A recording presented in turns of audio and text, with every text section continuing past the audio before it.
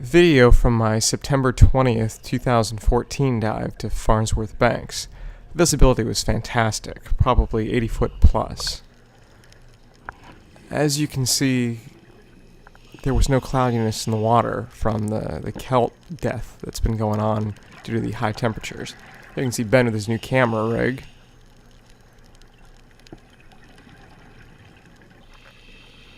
This guy made my dive. This is a Pacific torpedo ray. Some interesting facts about the torpedo rays. First of all, they have two large muscles that run the length of their head. These muscles are tightly packed with cells that act as a sort of a battery. It can discharge a 45-volt shock, according to Monterey Bay Aquarium. Also interesting to note, the name torpedo ray is not just a common name given to them. That's their actual scientific name. The genus is torpedo, and the Navy weapon derives its name from these guys.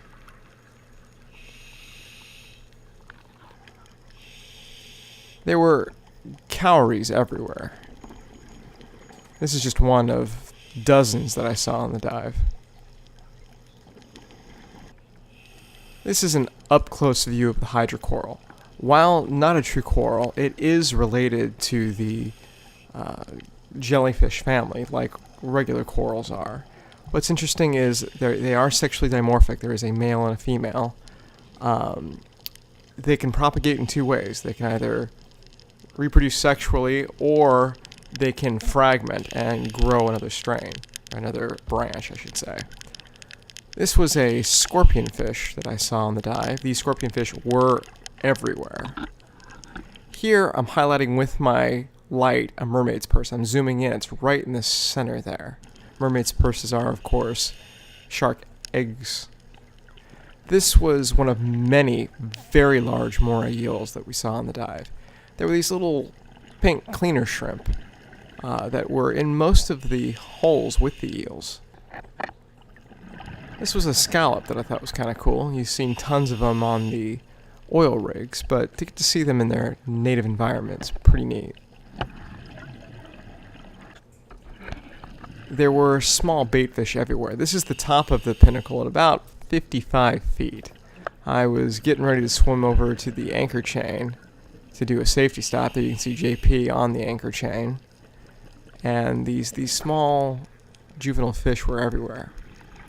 This is the yellow wall on the shallow pinnacle at Farnsworth. It starts at about 80 or so feet, goes down to maybe 150 plus. There's JP and his brother Ben.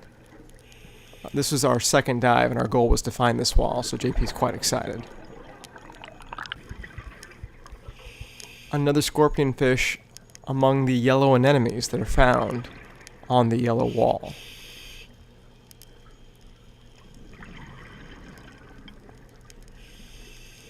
I have no idea why this one section of the pinnacle is covered in these yellow anemones. I noticed an increased current here. Others didn't. Here are some of the gorgonians, and really the point of this shot is to show just how vertical the pinnacle is. It really is a wall dive. It's flat. It's a 90-degree angle. There's some more of the purple hydrocoral. The hydrocoral is protected on Farnsworth Bank. You're not allowed to harvest any. There's the opposite side of the yellow wall. This was an eel that was particularly large, and as you can see, there's two shrimp that are actually crawling on its head. There were also two worms all over the place. They're very pretty. These were quite small, maybe a dime in diameter. This is the top of the pinnacle, and I just wanted to show all the nooks, crannies, and crevices that are all over the pinnacle.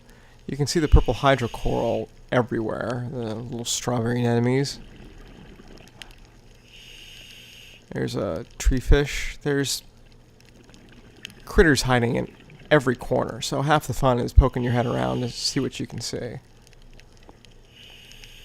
Here's another eel. This one was gigantic. Its head was probably as big around as my thigh. Here's a head-on shot of it, framed with a purple hydrocoral and a sea star there. It was huge. Very cool to see.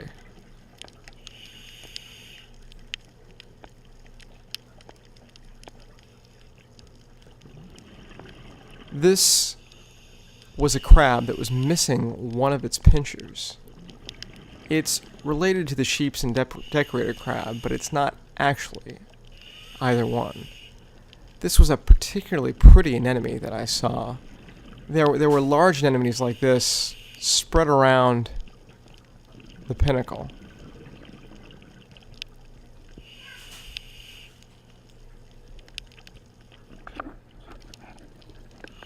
This was a breeding pair of Garibaldi that were at the very top of the pinnacle. I was really surprised to see them breeding this late in the season. You can see the red algae patch that the male cultivates and the yellow eggs that the females laid. Here are the males actually going through and fertilizing the eggs. I guess everybody needs a little love. This was a green abalone in the third dive of the day, which was at a different location. It was affectionately dubbed not Farnsworth Banks. This was another green abalone. I was really thrilled to see these guys in a non-protected area.